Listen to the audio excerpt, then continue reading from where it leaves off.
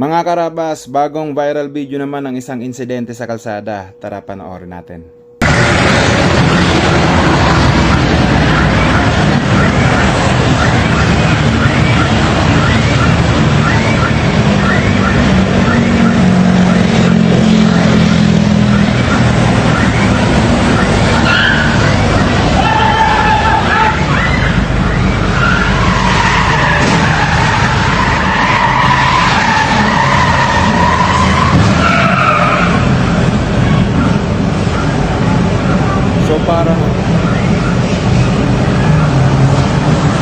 So yun mga karabas, sa makikita natin sa video, parang ang nangyari, itong SUV nakambangga ng van. Ngayon sinita siya ng pulis, siguro natakot siya, nataranta.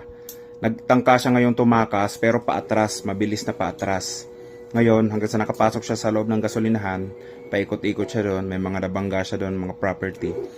Fortunately, wala naman sigurong nabangga na tao, nakita natin doon sa video. So, ingat-ingat po tayo mga karabas sa pagmamaneho sa kalsada. God bless po sa ating lahat.